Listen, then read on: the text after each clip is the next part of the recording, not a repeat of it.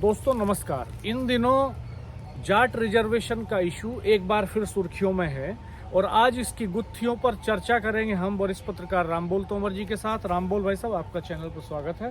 धन्यवाद राणा जी। मित्रों, दरअसल इशू क्या है कि जब मंडल कमीशन की सिफारिशें आई, वीपी सिंह की गवर्नमेंट थी, जब लागू हुई मंडल कमीशन की सिफारिशें, तो उस वक्त जाट जो है वो जनरल कास्ट होते थे और मंडल कमीशन की सिफारिशें लागू करने के विरोध में जाटों ने सड़कों पर भारी भरकम प्रदर्शन किए थे और उनके जो स्टूडेंट्स हैं जाट कम्युनिटी से आने वाले, उन्होंने ज़बरदस्त अपोज किया था इसका।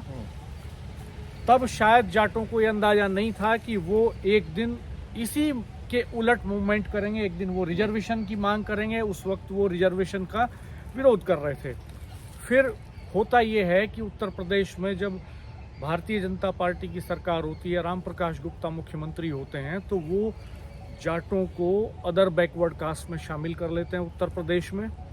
और जब जाट्स अदर बैकवर्ड कास्ट में उत्तर प्रदेश में शामिल हो जाते हैं तो फिर उनका आंदोलन चलता है देश भर में कि उन्हें सेंट्रल गवर्नमेंट की जॉब्स के लिए भी अदर बैकवर्ड कास्ट माना जाए।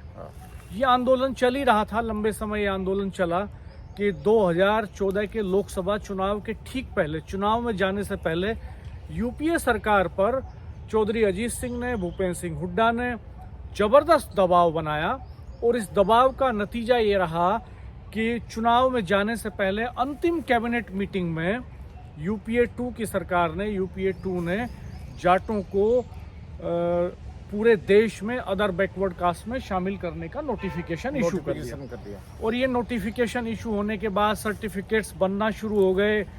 जो रिक्रूटमेंट उस समय चल रहे थे तो उसमें कुछ लोगों को नौकरियां भी उस समय मिलनी शुरू हुई। लेकिन होता क्या है कि इस बीच में लोकसभा चुनाव हो जाते हैं। लोकसभा चुनाव के बाद फिर जो है नतीजे आते हैं और केंद्र में सत्ता परिवर्तन हो जाता है। भारतीय जनता पार्टी, जिसने उत्तर प्रदेश में जाटों को रिजर्वेशन दिया था, उसके ऊपर यह आरोप लगता है कि उसने सुप्रीम कोर्ट में जाटों के रिजर्वेशन के फेवर में पैरवी नहीं की। 2014 के लोकसभा चुनाव में 2013 के मुजफ्फरनगर दंगे का इतना जबरदस्त इम्पैक्ट था कि जाट रिजर्वेशन का इशू वोटों में कोई खास फायदा चौधरी अजीत सिंह को उस समय दे नहीं पाया। और जो नाराजगी या यूं कहें कि जो प्रेम उनका भाजपा के प्रति उमड़ा था, वो इतना जबरदस्त था कि उसमें बड़ा हिस्सा जाट वोटर्स का भारतीय जनता पार्टी के साथ चला गया। अंततः जयंत चौधरी और चौधरी अजीत सिंह अपनी अपनी सीटें भी हार गए। अब होता ये है कि बाद में फिर ये मांग एक बार नए सिरे से जोर पकड़ती है। संजीव बालियान लगातार लेके जाते हैं जाटों के डेलीगेशन को, गृह मंत्री से मिलवाते हैं, वो प्रेशर बिल्डअप करने की कोशिश करते हैं। एक आश्वासन भी देते हैं गृह मंत्री कि वो इसके लिए पुनर्विचार करेगी सरकार, इस पे इसको देगी, लेकिन अब तक उस पर कोई फैसला नहीं होता। और अब जब जयंत चौधरी गठबंधन का हिस्सा बन गए भारतीय जनता पार्टी के, तो ऐसे वक्त में एनडीए के गठबंधन का हिस्सा है, तो ऐसे वक्त में जो मुजफ्फरनगर की सभा हुई है, इसको कई दृष्टिकोणों से देखा जा रहा है। एक धड़ा इसको इस तरह से देख रहा है कि इस वक्त संजीव बालियान और हरेंद्र मलिक जयंत चौधरी के ऊपर एक दबाव बना करके उनको एक्सपोज करना चाहते हैं कि जयंत चौधरी इस समय सरकार का हिस्सा है, तो इस समय उनकी जिम्मेदारी है कि जाटों को रिजर्वेशन मिले, और वो पैरवी नहीं कर रहे हैं। तो ये जो सभा हुई, इसमें जयंत चौधरी इसका हिस्सा भी नहीं हुए। हमने देखा कि ये एक तरह से पॉलिटिकली इम्पैक्टलेस हो गई ये पूरी कवायद जाटों की, क्योंकि जो सभा उन्होंने वहाँ पे की सिसोली में, उसमें ना जयंत चौधरी पहुँचे, उसमें ना धर्मेंद्र या सनी देओल के परिवार से किसी के आने की बात थी, हेमा मालिनी ये भी नहीं आए, और तमाम बड़े जाट लीडर्स देश के, उन्होंने इससे किनारा किया। वो गए नहीं और भीड़ भी उस हिसाब से नहीं जुट पाई जिस हिसाब की तैयारी वो कर रहे थे। तो अल्टीमेटली हुआ क्या कि इसमें भी जाटों के भीतर कई तरह के मत पैदा हो गए हैं। एक धड़ा ये कहता है कि ये जयंत चौधरी को नीचा दिखाने की कोशिश है, इसलिए कॉल की गई थी मीटिंग। वहाँ हालांकि युद्धवीर सिंह ने, जो अखिल भारतीय जाट महासभा के जनरल सेक्रेटरी हैं और वो बीकेयू के भी जनरल सेक्रेटरी हैं, उन्होंने जयंत चौधरी को और चौधरी अजीत सिंह को डिफेंड किया। उन्होंने अपने भाषण में ये कहा कि जाटों को आरक्षण चौधरी अजीत सिंह के सेक्रीफाइस की वजह से मिला। आखिरी वक्त में जब यूपीए की सरकार चुनाव में जा रही थी तो चुनाव में जाते जाते उन्होंने सोनिया गांधी को जाके भूपेंद्र सिंह हुड्डा और चौधरी अजीत सिंह ने अपने इस्तीफे दे दिए हाँ। और कहा कि हम चुनाव में जाने की स्थिति में नहीं है इस इशू के सेटल हुए बिना। तो उन्होंने ये इशू सेटल कराया और भारतीय जनता पार्टी की सरकार आते ही कमजोर पैरवी होने के चलते ये चला गया और जयंत चौधरी ने भी और चौधरी अजीत सिंह ने भी बहुत पैरवी इसके लिए की है। इस तरह से युद्धवीर सिंह डिफेंड कर रहे थे। उस समय इन्होंने आरोप भी लगाया था अजीत सिंह ने कि भाई इनको भाजपा ने उसकी पैरोकारी नहीं की और वो दम तोड़ गई जी, इसी वजह से आरक्षण नहीं मिल पाया। आप कैसे देख रहे हैं, क्या ये पूरा आंदोलन अब बिखर चुका है? मेरे 2-3 महत्वपूर्ण सवाल हैं, फिर मैं राजेश शर्मा जी से भी इस बारे में जानना चाहूँगा। पहला मेरा सवाल है कि क्या ये आंदोलन अब बिखर चुका है? जाट नेताओं की जो निजी महत्वाकांक्षाएं हैं उनके नीचे दब चुका है ये उनके बोझ के तले? कई नेता ऐसे हैं जैसे युद्धवीर सिंह हैं, वो अपना गुट अलग लेकर चल रहे हैं। एक जाट संसद है, वो अपना अलग है।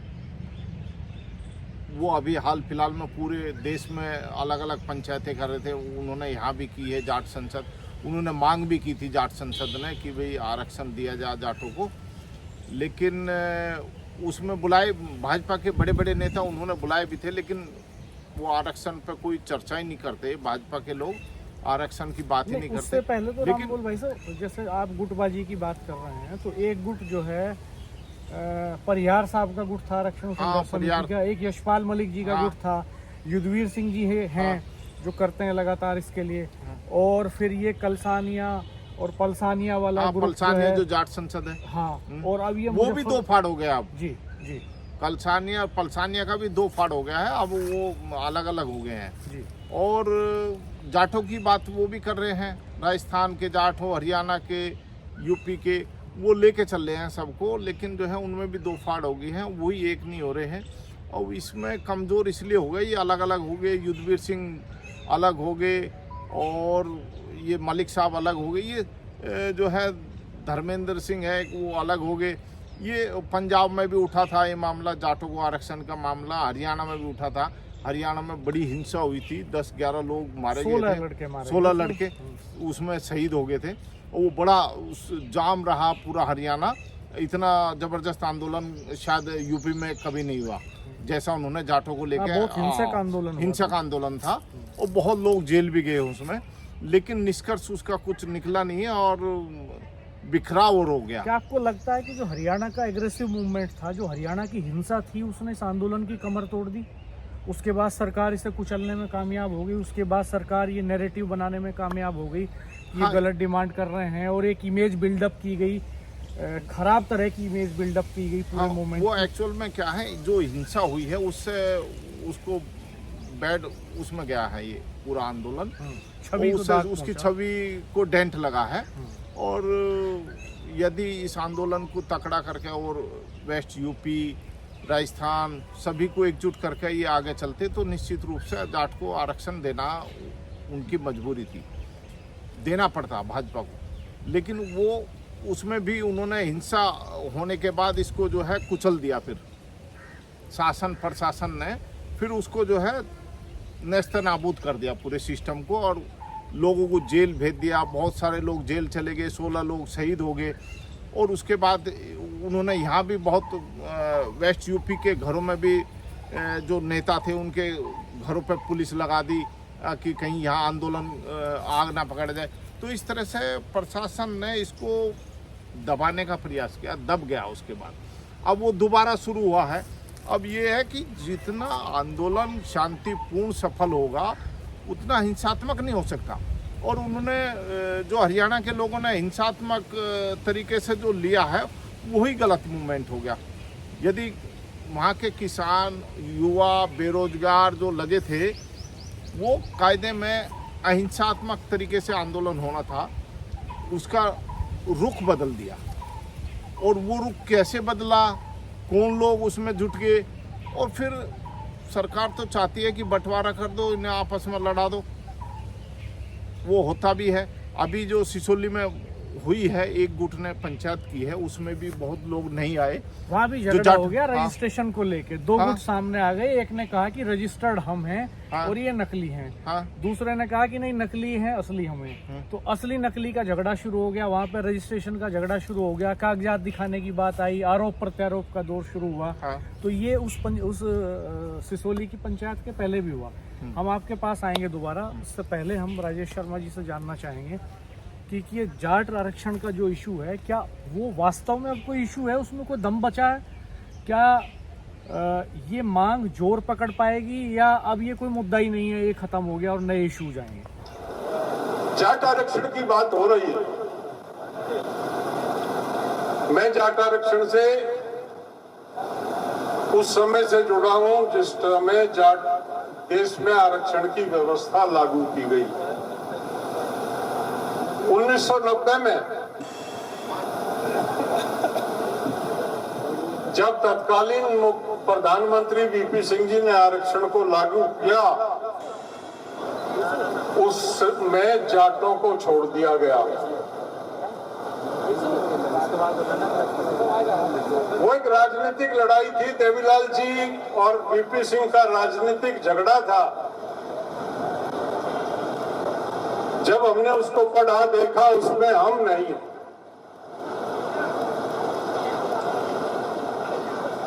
तो हमने उस पर अपने स्तर पे काम करना शुरू किया। उस टाइम हमारी हैसियत इतनी नहीं थी। हमने चौधरी अजीत सिंह के माध्यम से अपने तरीके से काम करना शुरू किया। देवीलाल जी को यह था, उनको आरक्षण से कोई लेना देना नहीं था, उनको वीपी सिंह का इलाज करना था। राजनीतिक कुश्ती चल रही थी। उस कुश्ती में देवीलाल जी वीपी सिंह को चित करने के लिए जाटों को कह दिया कि आरक्षण का विरोध करो। हमारी बिरादरी आरक्षण मांगने की बजाय समझी नहीं देवीलाल क्या खेल खेल रहे हैं। मैं हरियाणा में भी क्या है, ये बात पिटने वाली बात है वैसे ही, क्योंकि देवीलाल जी का लोग हृदय से आदर करते हैं, हम भी करते हैं, लेकिन जो है सो है। बजाय मांगने के हम विरोध करने लगे मंडल का। मुजफ्फरनगर में भी हुआ था, देश भर में। हम चौधरी अजीत सिंह के नेतृत्व में हमने ज्ञापन बनाया, 117 सांसदों के साइन कराए हमने। लगा रहे कि मंडल मिला नहीं मिला, जाट तो मूंछों की लड़ाई लड़ रहा है। अपने देवीलाल को छेड़ा, आपका इलाज करेंगे जाट। जाट समझ नहीं रहा कि इस मंडल में क्या होने जा रहा है, उसका नुकसान क्या होगा। वो हिसाब तो जाट पीछे लगाएगा, अभी नहीं लगाएगा, आज तो आपका इलाज करेगा। वो कहने लगे ये शांत हो जाए, मेरी सरकार बच जाए तो हम इस पे विचार करेंगे। देवीलाल जी जिसकी सरकार को गिराने की ठान लेते थे, बचना तो था ही नहीं, वीपी सिंह को डाल लिया उन्होंने। अब बात ऐसे के ऐसे रह गई। 1995 में ये नोटिफाई हो गया।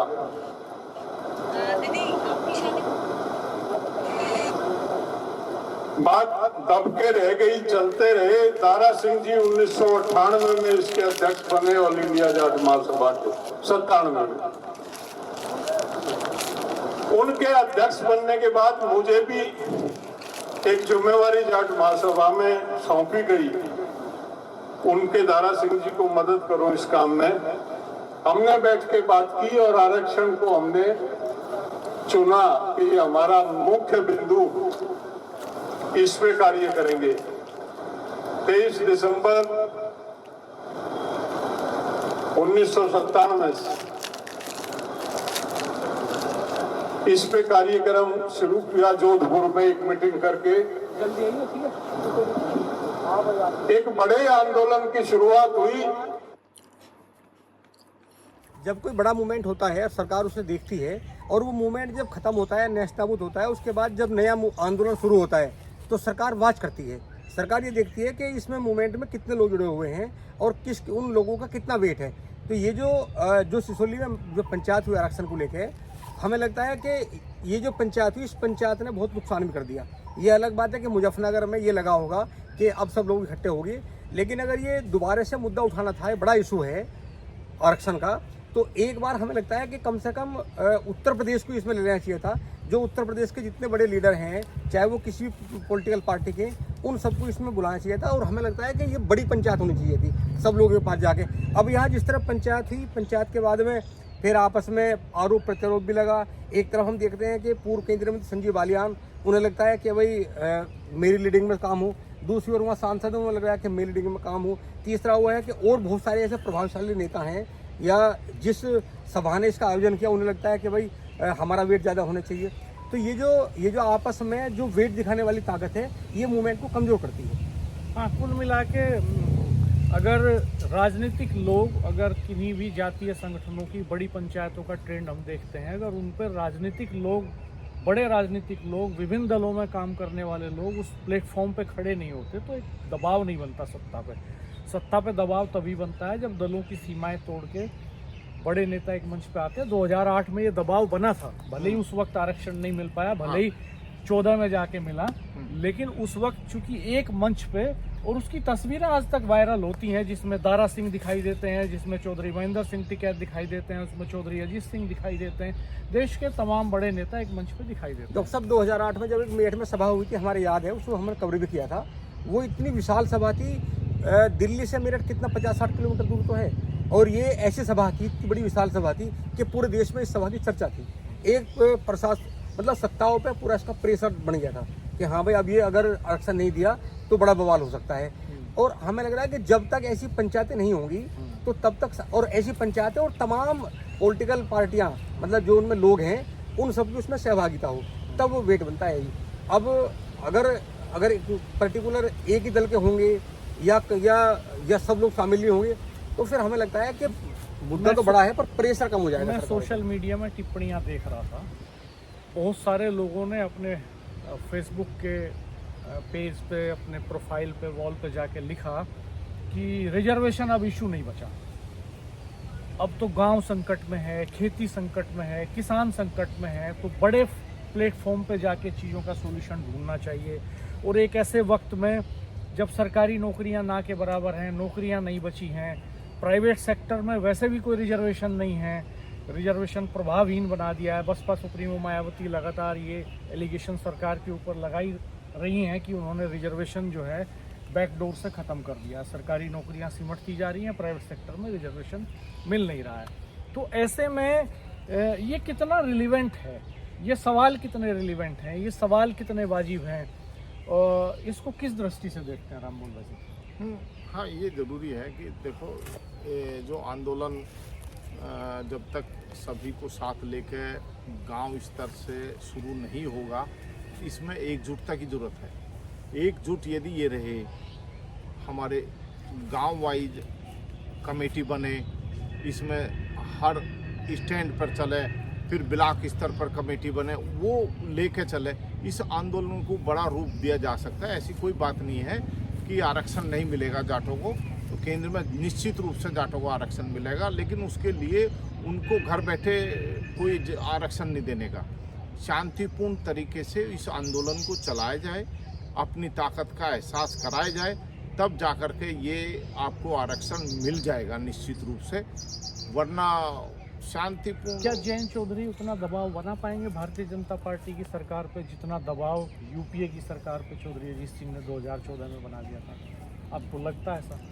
नहीं, वो अजीत सिंह थे और जयंत में बड़ा ज़मीन आसमान का अंतर है। वो अजीत सिंह ने, उन्होंने दबाव बनाया। अजीत सिंह लीडर, एक अच्छे लीडर थे, उन्होंने दबाव बनाया, और जयंत ने अपने टिकट के लिए तो दबाव बना नहीं पाई, गन्ना मूल्य भुगतान के लिए तो दबाव बना नहीं पाई, जाट आरक्षण के लिए कैसे दबाव बना देंगे? या सोचनीय बात है।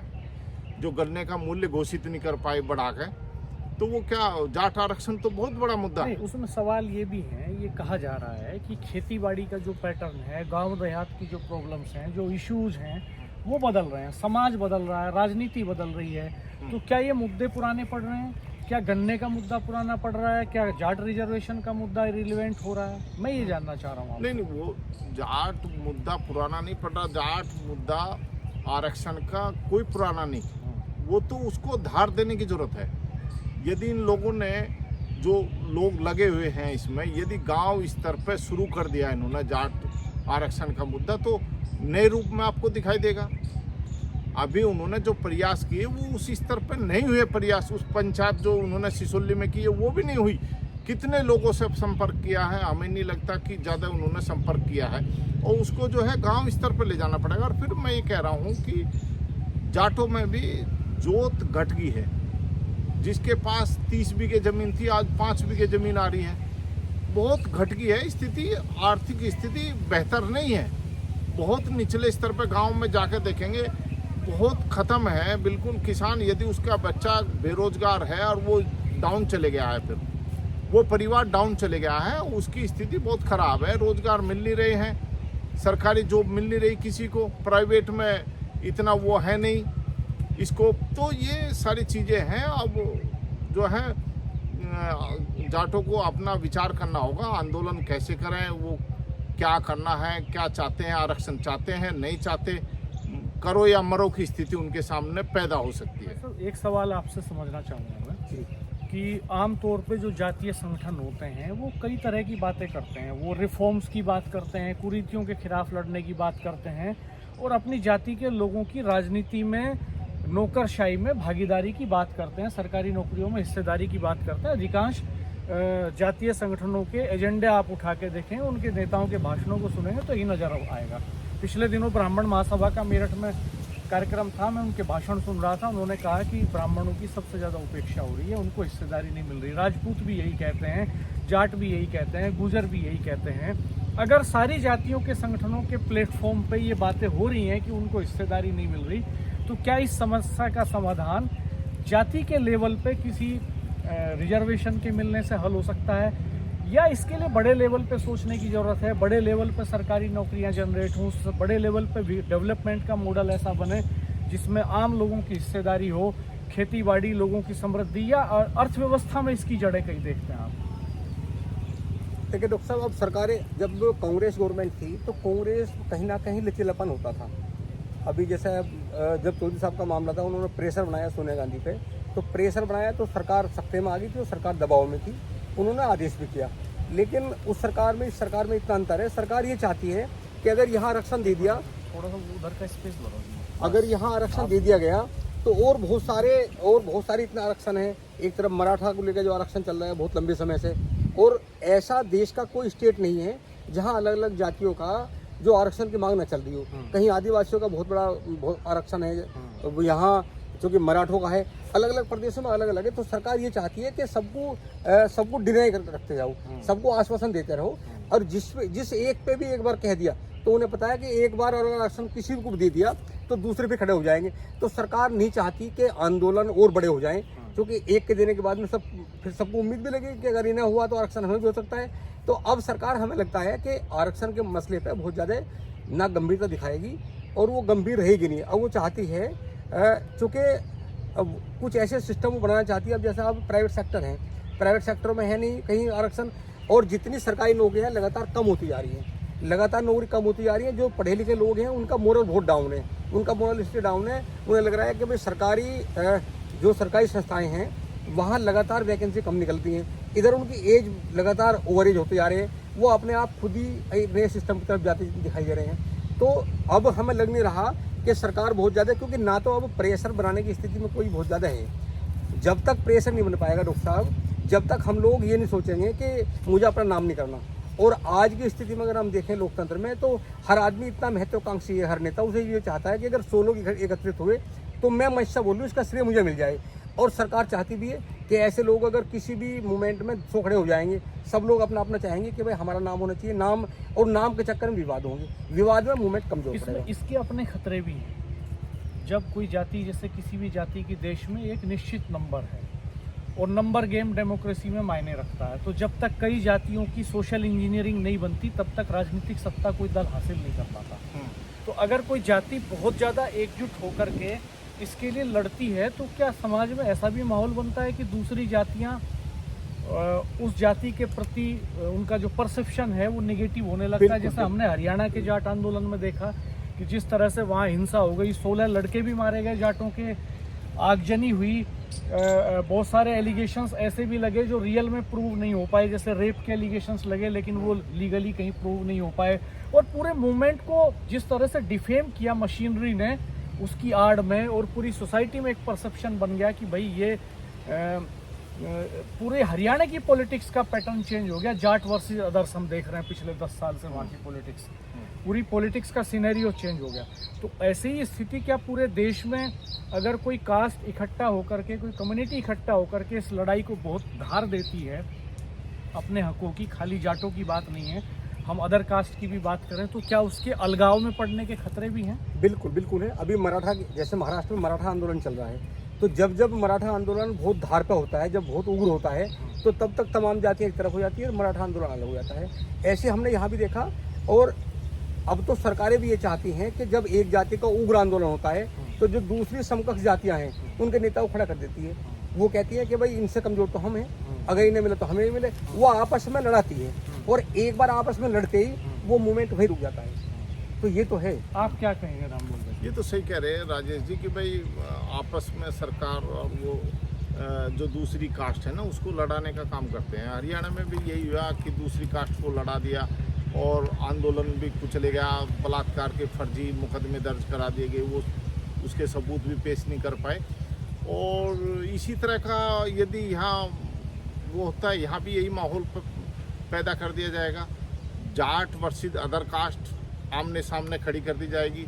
कई बार हुआ भी है ऐसा, पीछे भी हो गया था, जो किसान आंदोलन राकेश टिकैत ने किया था, दिल्ली में चल रहा था उनका, तो वो 13 महीने लगभग वहाँ बैठे थे आंदोलन में, उसके खिलाफ दूसरी कास्ट को खड़ा कर दिया था। परसेप्शन बनाने की कोशिश की हाँ। गई कि इसमें पर्टिकुलर जाटों की हिस्सेदारी जाटों की है, हिस्सेदारी ज्यादा और ये मूवमेंट सिर्फ जाटों का, सरदारों का, इस टाइप से जाटों का, मिल- सरदारों को ये कह दिया ये आतंकवादी हैं, ये है फला डिगड़ा। शायद चौधरी चरण सिंह इसको समझते थे, इसके नुकसानों को, इसीलिए उन्होंने किसी कास्ट के लिए रिजर्वेशन की बात ना करके हाँ। गांव के लिए रिजर्वेशन की बात हाँ। की थी। वो वकालत करते थे कि गांव को रिजर्वेशन मिले सरकारी नौकरियों में पूरे देश में। उनका हाँ। ये मानना था कि गांव देहात शहरों से पिछड़े हैं, पिछड़े भारत हुए में। हैं। खैर दोस्तों, आप क्या सोचते हैं? क्या ये जो लड़ाई चल रही है जाट आरक्षण की, ये जाट आरक्षण आंदोलन ये और इससे जुड़े हुए जो संगठन हैं, क्या उनका वजूद गन्ना पॉलिटिक्स की तरह ख़त्म हो रहा है? जिस तरह से गन्ना पॉलिटिक्स एक तरह से बदल रही है, ख़त्म होने के कगार पे है, भाव नहीं बढ़ रहा है, लेकिन आंदोलन नहीं हो पा रहे हैं, संगठन खड़े नहीं हो पा रहे हैं, सरकारों पर दबाव नहीं बन पा रहा है, ठीक उसी तरह से क्या ये इशू भी ख़त्म हो जाएगा? क्या समाज में नए इश्यूज नई पीढ़ी की प्रायोरिटी पर आ गए हैं? ये आप कमेंट बॉक्स में ज़रूर बताइएगा। क्या ये इस तरह के आंदोलन और जाट आरक्षण का आंदोलन नेताओं की, बड़े जाट नेताओं की निजी महत्वाकांक्षाओं की लड़ाई में फंस करके रह गया है, या वजह कुछ और है? आप कमेंट बॉक्स में ज़रूर बताइएगा। हमारे चैनल को सब्सक्राइब कीजिएगा, बेल आइकन प्रेस कर दीजिएगा, नोटिफिकेशंस ऑन कर दीजिएगा, हमारे वीडियो को मित्रों के साथ शेयर कीजिएगा। धन्यवाद, नमस्कार। नमस्कार।